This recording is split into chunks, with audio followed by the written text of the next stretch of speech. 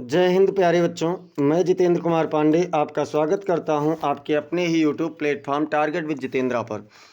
प्यारे बच्चों, इस समय हम लोगों का ट्रांसलेशन का सीरीज चल रहा है और इस सीरीज में आज एक बहुत ही महत्वपूर्ण टॉपिक ऑप्टेटिव सेंटेंस के साथ मैं आप लोगों के सामने उपस्थित हुआ हूँ। ये आपका स्कूल प्लस कॉम्पिटिटिव लेवल दोनों के लिए है और फुल कॉन्सेप्ट के साथ में है। ये आप लोगों का एक बहुत ही महत्वपूर्ण सीरीज चल रहा है जिसमें आपका जो ग्रामर है वो कंप्लीट ग्रामर दिया जाएगा। इससे पहले आप लोगों को काफ़ी क्लासेस दी जा चुकी हैं। अभी कल शाम को ही आप लोगों को इम्परेटिव सेंटेंस की क्लास दी गई है। तो चलिए हम लोग थोड़ा सा आप शुरुआत करते हैं और शुरुआत में देख लें, अगर आप लोग बेटा चैनल को अभी तक सब्सक्राइब नहीं किए हैं तो चैनल को आप लोग सब्सक्राइब कर लीजिए, बेल आइकन दबा दीजिए और क्लास को लाइक कर दीजिए।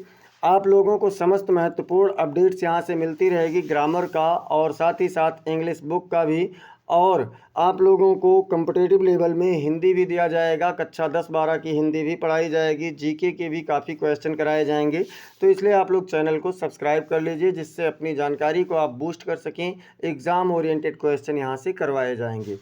तो चलिए देखते हैं थोड़ा सा, क्या देखते हैं बेटा कि तू हंस तू मुस्कुरा तू रोना कम कर दे, तू हंस तू मुस्कुरा तू रोना कम कर दे, तू जिंदा है तो जिंदगी की नाक में दम कर दे। क्या कहा? देखिए, अगर बेटा तुम, जैसे आप लोग कभी कभी सोचते हैं कि मुझसे अंग्रेजी नहीं हो पाएगा, मैं अंग्रेजी नहीं पढ़ पाऊंगा, तो हंसते रहो, मुस्कुराते रहो और कोई चीज़ मुझसे नहीं हो पाएगा इसका रोना बंद कर दो, समाप्त कर दो। अगर आप जिंदा हैं तो ज़िंदगी की भी नाक में दम कर दीजिए, अर्थात उसको दिखा दीजिए कि हाँ, कोई भी ऐसा काम नहीं है जो हम नहीं कर सकते। अपने लक्ष्य की ओर समस्त संकटों को, समस्त समस्याओं परेशानियों को छोड़ते हुए अपने लक्ष्य की ओर निरंतर अग्रसर रहें। चलिए हम लोग शुरुआत करते हैं और शुरुआत करने से पहले थोड़ा सा रिकेप कर लेते हैं। तो रिकेप में आप लोग यहाँ पर जानेंगे कि अब तक हम लोगों ने क्या क्या चीज़ें पढ़ी हैं। हम लोगों ने अब तक बेटा पार्ट्स ऑफ स्पीच पढ़ लिया है, पार्ट्स ऑफ स्पीच हम लोगों ने अब तक पढ़ लिया है। पार्ट्स ऑफ स्पीच के समस्त वीडियोस आप लोगों को प्लेलिस्ट में मिल जाएंगे जिसकी लिंक डिस्क्रिप्शन में दिया गया है। और इस पार्ट ऑफ स्पीच के अतिरिक्त आप लोगों को इंग्लिश ट्रांसलेशन का एक प्लेलिस्ट का लिंक मिलेगा जिसमें आप लोगों को टेंस पढ़ाया गया है। टेंस के साथ साथ इसमें आप लोगों को कल इम्परेटिव सेंटेंस भी पढ़ाया जा चुका है। तो इम्परेटिव सेंटेंस भी कल आप लोगों को इसमें पढ़ाया गया है। और इससे पहले और सारी चीज़ें, मतलब पूरा कंप्लीट ट्रांसलेशन आपको इससे मिलने वाला है। अगर अभी तक आप लोगों ने उसे नहीं देखा है तो वहाँ से आप डिस्क्रिप्शन से प्लेलिस्ट से जा कर के देख सकते हैं। चलिए यहाँ से शुरुआत करते हैं। ऑप्टेटिव सेंटेंस, क्या नाम है इसका? Optative sentence. तो ऑप्टेटिव सेंटेंस किसे कहते हैं, जिसकी हिंदी क्या होती है? तो इसकी हिंदी होती है इच्छा सूचक वाक्य। क्या नाम है इसका? इच्छा सूचक वाक्य। अब देखिए, अगर इच्छा सूचक वाक्य है तो जाहिर सी बात है इच्छाएं होंगी।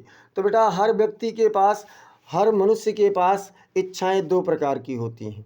वो चाहे मैं हूँ, चाहे आप हों, चाहे कोई भी हो, चाहे जो भी है, उस सब के पास में दो तरीके की इच्छाएं होती हैं। कैसी कैसी यहाँ पर लिए होना चाहिए, लिख गया है। तो देखिए, एक तो है दूसरे के लिए इच्छा।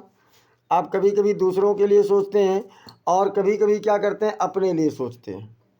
हर व्यक्ति जीवन में दो प्रकार से इच्छा रखता है, एक तो वह दूसरे के लिए सोचेगा और दूसरा अपने लिए भी सोचता है।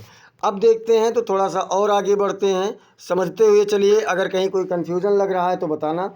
यहाँ पर देखिए, दूसरे के लिए इच्छा भी दो प्रकार की होती है। जैसे मान लीजिए आप किसी दूसरे के बारे में कुछ सोच रहे हैं तो वहाँ पर दो तरीके से सोच सकते हैं। या तो आप उसके हित के बारे में सोचेंगे या फिर उसके अहित के बारे में सोचेंगे। अर्थात या तो आप उसे आशीर्वाद देंगे और शुभकामना देंगे या फिर आप उसे श्रापेंगे, अभिशाप देंगे। अभिशाप को श्राप भी कहा जाता है। तो या तो आप उसे आशीर्वाद देंगे या फिर उसे श्राप देंगे। दोनों ही परिस्थितियों में आप लोग क्या करेंगे, व्यक्ति के लिए दो प्रकार की इच्छा रखेंगे किसी दूसरे व्यक्ति के लिए। अब ये चीज़, ये तो हो गया दूसरे के लिए। अपने लिए देखते हैं तो अपने लिए कौन कौन सी इच्छा होती है। तो अपने लिए भी इच्छा दो प्रकार की होती है। जब हम लोग अपने बारे में कुछ सोचते हैं तो वहाँ पर भी हम लोग दो तरीके से सोचते हैं। एक तो हम लोग सोचते हैं कि कोई काम करें, तो कोई काम करने की इच्छा होती है, और दूसरा क्या सोचते हैं कि कोई काम ना करें, आराम करें, मौज मस्ती करें, तो ऐसी भी इच्छा होती है। जैसे मान लीजिए मैं कहूँ कि अपना पाठ याद करना है, या मैं अपना पाठ याद करता, तो ये क्या है, काम करने की इच्छा है। और मैं कहूँ कि मैं घूमता टहलता, या कह सकते हैं कि मैं कह दूँ कि मतलब मैं कश्मीर में होता, आगरा में होता, राजा होता, अमीर होता, धनी होता, तो इस सब तरीके की इच्छाएं जो हैं बेटा, ये आराम करने की इच्छाएं हैं, मौज करने की इच्छाएं हैं। चलिए अब हम लोग आपके टिप का पहचान देखते हैं। ये तो हमने आपको क्या बताया कि कैसी कैसी इच्छाएँ होती हैं। इसके बाद में अब यहाँ से देखिए, तो पहचान क्या है बेटा, पहचान है कि जिन हिंदी वाक्यों में आशीर्वाद हो, शुभकामना हो, इच्छा हो, या फिर अभिशाप का भाव हो। क्या क्या चीज़ें, चार चीज़ें आपको प्रमुख रूप से याद रखना है कि आशीर्वाद हो, शुभकामना हो, इच्छा हो, या फिर अभिशाप का भाव हो, तो वह वाक्य क्या कहलाते हैं, वह वाक्य इच्छा सूचक वाक्य कहलाते हैं। आप ध्यान रखना अच्छे से, इच्छा सूचक वाक्य है इसलिए इच्छा जरूर होगी, दूसरे के लिए भी अपने लिए भी, दोनों प्रकार की इच्छाएं इसमें सम्मिलित होंगी। अब देखते हैं, तो यहाँ पर बेटा रूल्स फॉर ट्रांसलेशन में देख लेते हैं कि रूल्स फॉर ट्रांसलेशन क्या कहता है। तो देखिए, रूल्स फॉर ट्रांसलेशन यानी अनुवाद के नियम में पहला नियम है कि आशीर्वाद, शुभकामना या अभिशाप वाले वाक्यों के अनुवाद में सबसे पहले, जैसे अगर मान लीजिए वाक्य में आशीर्वाद है, या फिर शुभकामना है, या फिर अभिशाप है, तो अनुवाद करते समय सबसे पहले क्या करेंगे, मे लिखेंगे, MAY, मे लिख करके वर्ब की फर्स्ट फॉर्म लिखते हैं, ठीक है, और अंत में क्या करते हैं, संबोधन चिन्ह लिखते हैं। देखिए, मे के बाद में सब्जेक्ट होगा, फिर वर्ब की फर्स्ट फॉर्म होगी, लेकिन वर्ब का फर्स्ट फॉर्म मैंने इसलिए इसमें डाला है, मे के तुरंत बाद मत समझना, ऐसे वाक्यों में यानी इम्परेटिव में वर्ब की फर्स्ट फॉर्म ही लगेगी, इसीलिए मैंने लिखा है। एग्जाम्पल से देख लें और अच्छे से समझ में आ जाएगा। जैसे एग्जाम्पल में देखिए, कह रहे हैं आप अपनी परीक्षा में अच्छे अंक प्राप्त करें, तो क्या प्राप्त करने की बात हो रही है, अच्छे अंक। अच्छा, शुभकामना है कि नहीं है, या कह सकते हैं आशीर्वाद है, तो चाहे शुभकामना हो, आशीर्वाद हो, दोनों एक ही चीज़ है। आशीर्वाद में व्यक्ति क्या करता है, खुश, मतलब प्रसन्न, आपको खुश रहने का आशीर्वाद देता है, सफल होने का आशीर्वाद देता है, मतलब आपके लिए हित ही तो सोच रहा है, आपका भला ही तो सोच रहा है। तो सबसे पहले क्या करेंगे, मे का प्रयोग करेंगे। अब इसके बाद में मतलब कौन अब अंक प्राप्त करे, तो आप यानी यू, मे यू, अंक प्राप्त करने के लिए ऑब्टेन का प्रयोग होगा। तो may you obtain good marks, क्या प्राप्त करें, अच्छे अंक यानी good marks in your exam, अपनी परीक्षा में, आप अपनी परीक्षा में अच्छे अंक प्राप्त करें, इसके लिए क्या होगा, may you obtain good marks in your exam. अब इसके बाद में दूसरा देखते हैं बेटा, कह रहा ईश्वर आपको सफलता प्रदान करे।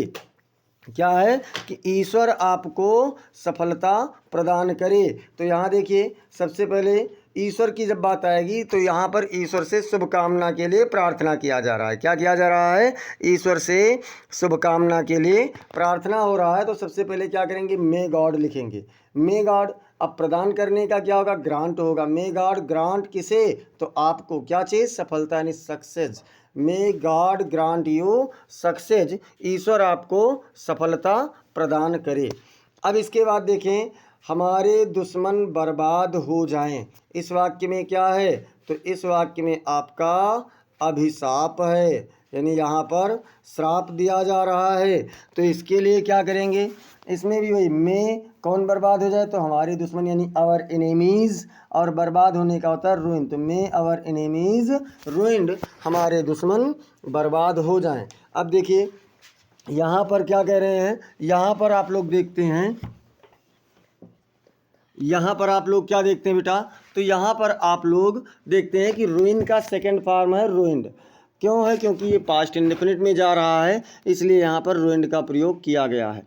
चलिए अब हम लोग देखते हैं दूसरा वाक्य। दूसरा वाला वाक्य क्या कह रहा है, तो दूसरा वाला वाक्य कह रहा है, नियम कह रहा है कि यदि वाक्य मेरी इच्छा है कि, क्या, यदि वाक्य मेरी इच्छा है कि से शुरू हो, मान लीजिए शुरुआत में ही मेरी इच्छा है कि लिखा हो, तो उसके बाद में क्या करेंगे, तो सबसे पहले आई विश दैट, क्या करेंगे, आई विश दैट लिख कर शेष वाक्य में मुख्य क्रिया होने पर, मान लीजिए कि जो बाकी बचा हुआ वाक्य है, अगर उसमें कोई मुख्य क्रिया है तो वाक्य का अनुवाद पास्ट परफेक्ट टेंस में करते हैं। मतलब अगर मुख्य क्रिया है यानी मेन वर्ब है तो वहाँ पर हम लोग क्या करेंगे, तो हम लोग उसका अनुवाद पास्ट परफेक्ट टेंस में करेंगे। और अगर मुख्य क्रिया नहीं है, क्या कहा, तथा मुख्य क्रिया ना होने पर सभी कर्ताओं के साथ वियर का प्रयोग करते हैं। मतलब सब्जेक्ट चाहे सिंगुलर नंबर हो चाहे प्लूरल नंबर हो, फिर वहाँ पर क्या लगेगा, वियर का प्रयोग होगा और कोई दूसरी क्रिया दूसरा कर्ता नहीं प्रयोग होगा, दूसरी क्रिया नहीं प्रयोग होगी। अब देखते हैं इसके भी एग्जाम्पल्स को देख लेते हैं। तो इसका एग्जाम्पल्स क्या कह रहा है, इसके एग्जाम्पल्स कह रहे हैं मेरी इच्छा है कि मैं बाजार जाता। अब देखिए, तो मेरी इच्छा है कि के लिए क्या करेंगे, आई विश दैट लिख दिया। अब भैया कौन बाजार जाता, तो मैं यानी आई लिख दिए। और देखिए जाना यहाँ पर मुख्य क्रिया है, मेन वर्ब है, तो इसलिए क्या करेंगे, पास्ट परफेक्ट में बना देंगे आई हैड गॉन, कहाँ पर, तो बाजार यानी to market. I wish that I had gone to market. अब यहाँ देखिए दूसरा कह रहा है मेरी इच्छा है कि मैं एक राजा होता। दूसरे वाक्य में क्या है कि मेरी इच्छा है कि मैं एक राजा होता। तो यहाँ पर देख लीजिए इसमें क्या है बेटा, मेरी इच्छा है कि, तो इसके लिए हमने पहले ही बताया कि आई विश दैट का प्रयोग करेंगे। अगर मेरी इच्छा है कि लिखा हुआ है तो क्या करेंगे, आई विश दैट लिखेंगे। अब मैं एक राजा होता, क्या इसमें कोई मुख्य क्रिया है, तो नहीं है। ये क्या है, ये आपका कॉम्प्लीमेंट्री वर्ड है। जैसे कहते हैं मैं एक राजा हूँ, तो वही क्या कह रहे हैं, मैं एक राजा होता। तो यहाँ पर कोई मुख्य क्रिया नहीं, इसलिए आई लिखे और उसके बाद में सभी कर्ताओं के साथ में वेयर का प्रयोग हो गया। क्या होता, तो ए किंग, यानी I wish that I were ये किंग। मतलब मेरी इच्छा है कि मैं एक राजा होता। तो ये आपका बन गया कौन सा, ये आपका बन गया दूसरा वाला। अब देखिए कभी कभी आपको भ्रमित करने के लिए लोग गांव में पूछ लेंगे या कहीं पर भी पूछ सकते हैं कि जैसे कहे जी करता है कि तुम्हें छत से ढकेल दूं। कहते हैं ना कि जी करता है। अच्छा, घर पर जब आप लोग कहीं मतलब बहुत बदमाशी कर रहे होते हैं तो मम्मी या पापा कहते हैं ना कि जीव कहा था कि तू का मार डारी, या तुम्हें जी करता है कि तुम्हें बहुत मारूं। तो ये क्या है बेटा, यहाँ पर थोड़ा सा क्रोध में कह रहे हैं कि जी करता है तुम्हें छत से ढकेल दूं। तो जी करता है कि मतलब मेरी इच्छा है कि, जी करता है क्या हुआ, मेरी इच्छा है कि, तो क्या करेंगे, आई विश दैट का प्रयोग करेंगे। जी करता है वाले के लिए क्या करेंगे, आई विश दैट का प्रयोग करेंगे। अब देखिए यहाँ ढकेल दूं, तो ढकेल देना एक प्रकार का वर्ब है ना, मेन वर्ब है, तो इसलिए इसका अनुवाद किस में करेंगे, पास्ट परफेक्ट टेंस में करेंगे। तो क्या हो जाएगा, आई wish that I had pushed. देखिए पास्ट परफेक्ट में हुआ तो हैड के साथ वर्ब की थर्ड फॉर्म लगेगी। आई wish that I had pushed you, किसे, तो यू यानी तुम्हें, कहाँ से, तो फ्रॉम। देखिए रूफ इसमें मैंने नहीं लिखा तो वो आप लोग यहाँ पर बढ़ा लीजिए। आई wish that I had pushed you from roof, मेरी इच्छा है कि मैं तुम्हें छत से ढकेल देता। या फिर जी करता है कि तुम्हें छत से ढकेल दूं। भैया जी मेरा कर रहा है तो ढकेलेगा भी तो मैं ही। अब देखते हैं अगला, इस सेंटेंस का, ऑप्टेटिव सेंटेंस का ये सभी बहुत ही महत्वपूर्ण नियम है। अच्छा, पहले जो हमने पहला नियम बताया है उस पहले नियम में आप लोगों ने देखा होगा कि उसमें दूसरे के लिए इच्छा, जैसे आशीर्वाद है, शुभकामना है या अभिशाप है। अच्छा, दूसरा नियम जो मैंने बताया उसमें अपने लिए इच्छा है। ठीक है, अपने लिए इच्छा, वो भी कैसी इच्छा है, तो अपने लिए जो इच्छा है वो कल्पनात्मक है, जैसे काम करने की कल्पना की जा रही है या फिर मौज मस्ती और आराम करने की कल्पना की जा रही है। तो मतलब वो वाक्य आपके कल्पनात्मक हैं। अब ये बताइए कि पहला नियम और दूसरा नियम आप सबको समझ में आया या अभी कोई कन्फ्यूज़न है। अगर समझ में आया है तो आप लोग कमेंट सेक्शन में उत्तर बता दें तुरंत कि हाँ सर जी हम समझ गए। और अगर अभी कोई कन्फ्यूज़न है तो भी आप कमेंट सेक्शन में बताइए कि सर जी ये चीज़ नहीं समझ में आया, उसको हम दोबारा समझाएंगे। तब तक मैं आप लोगों को तीसरे नियम के बारे में बता रहा हूँ। तीसरा नियम क्या है, यदि वाक्य काश या अच्छा होता कि से शुरू हो तो सबसे पहले वुड दैट का प्रयोग करते हैं। क्या होगा, जैसे काश अगर लिखा है काश तो इसके लिए या फिर अच्छा होता कि के लिए क्या करेंगे, वुड दैट का प्रयोग करेंगे। और जो बाकी का नियम है वो आई विश दैट वाले वाक्य के समान करते हैं। और जो बाकी के नियम है वो कैसे करेंगे, आई विश दैट वाले वाक्य के समान अनुवाद करेंगे। अर्थात मुख्य क्रिया होने पर पास्ट परफेक्ट टेंस में और मुख्य क्रिया ना होने पर पास्ट इंडेफिनिट टेंस में हम लोग उसका अनुवाद करेंगे। तो चलिए इसके भी एग्जाम्पल्स को देख लेते हैं और देखते हैं कि इसका एग्जाम्पल क्या कह रहा है। एग्जाम्पल कह रहा है कि अच्छा होता कि वह यहाँ ना आता। क्या कहा कि अच्छा होता कि वह यहाँ ना आता। तो देखिए अच्छा होता कि के लिए क्या किए, वुड दैट लगा दिए। अब कौन ना आता, तो वह के लिए क्या करेंगे, ही। और आना एक प्रकार का मुख्य क्रिया है तो हैड लगाएंगे। ना भी लिखा हुआ है इसलिए नॉट भी लिखेंगे। और आना का कम की सेकेंड फॉर्म केम, थर्ड फॉर्म भी कम।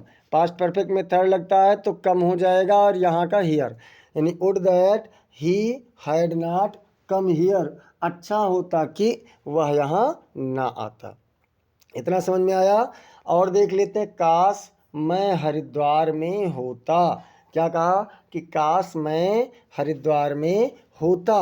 तो इसके लिए क्या करेंगे बेटा, इसके लिए हम लोगों ने देखा कि काश के लिए भी वुड दैट का प्रयोग हुआ, वुड दैट। फिर क्या होगा, आई वेयर इन हरिद्वार, क्योंकि हरिद्वार में होना मतलब किसी कार्य को करने का सोच नहीं है, करने की इच्छा नहीं है। यहाँ पर क्या किया जा रहा है, यहाँ पर केवल मौज मस्ती करने की, घूमने टहलने की इच्छा प्रकट हो रही है। तो इसलिए इस वाक्य में कर्ता चाहे एक वचन का हो चाहे बहुवचन का हो, सबके साथ में क्या लगेगा, वेयर का प्रयोग होगा। जैसा कि आप लोग देख रहे हैं पास्ट टेंस में आई के साथ में वाज होता है, पास्ट टेंस में आई के साथ में वाज होता है। लेकिन यहाँ आप लोग क्या देख रहे हैं, यहाँ आप लोग देख रहे हैं कि पास्ट टेंस में है और आई के साथ में वर का प्रयोग हो रहा है, यानी I would that I were in Haridwar. फिर क्या कहा कि काश मेरे पास 2 घर होता, काश मेरे पास 2 घर होता। तो काश के लिए क्या करेंगे, वुड दैट लगाएंगे। अब देखिए बेटा, घर होना किसी प्रकार का कोई कार्य करने की इच्छा नहीं है। लेकिन आप लोग अगर मान लीजिए बनाना है ट्रांसलेशन कि मेरे पास एक गाय है, तो आप क्या बनाएंगे, तो आप बनाएंगे कि आई हैव ए काऊ। अगर मान लीजिए आप लोगों को बनाना है कि मेरे पास एक गाय थी, तो आप लोग बनाएंगे आई हैड ए काऊ। अब यहाँ थोड़ा सा ध्यान देना, पास्ट जो ये कल्पना वाले वाक्य होते हैं, अर्थात इच्छा की जाती है, कल्पना किया जाता है, इनका अनुवाद हमेशा पास्ट टेंस में होता है। तो यहाँ पर ये महाशय क्या कल्पना कर रहे हैं, क्या सोच रहे हैं, तो यहाँ पर ये महाशय कह रहे हैं कि काश मेरे पास 2 घर होता, मतलब 2 घर रखने की कल्पना कर रहे हैं। तो काम करने की इच्छा है नहीं, तो इसलिए क्या करेंगे, I had 2 hours houses, house मतलब आई हैड 2 हाउसेज होना चाहिए कि काश मेरे पास 2 घर हैं। इस प्रकार से जब आप लोगों ने इतनी चीज़ें बेटा देखी, तो अब आप लोग ये बता दीजिए कि क्या इसमें आपको अभी भी कोई कन्फ्यूज़न है। जितना 3 नियम तक में, 3 नियम तक में अगर कोई कन्फ्यूज़न नहीं है तो एक बार कमेंट सेक्शन में आप लोग तुरंत जवाब दीजिए कि हाँ सर जी अब कोई कन्फ्यूज़न नहीं है। और अगर अभी भी कोई कन्फ्यूज़न है तो आप लोग कमेंट सेक्शन में ये भी जवाब दीजिए। चलिए चलते हैं। और मैं बता दूं कि आज की क्लास आप लोगों की बस इतनी ही है। इतना मतलब ये आपका ऑप्टेटिव सेंटेंस का ट्रांसलेशन का रूल था। आपको अगर ये आपको समझ में अच्छे से आया है तो आप कमेंट करें, और अगर समझ में नहीं आया है तो भी कमेंट करके बताएं। अगर कहीं कोई सुझाव की आवश्यकता है तो आप लोग उसे भी कमेंट सेक्शन में बताएं। और आप लोग इस क्लास को बेटा लाइक कर दीजिए, शेयर कर दीजिए अपने मित्रों के पास। और आप लोगों में से अगर किसी ने अभी तक चैनल को सब्सक्राइब नहीं किया है तो चैनल को आप लोग ज़रूर सब्सक्राइब कर लें। ऐसे ही आपको बेहतरीन अपडेट्स मिलते रहेंगे।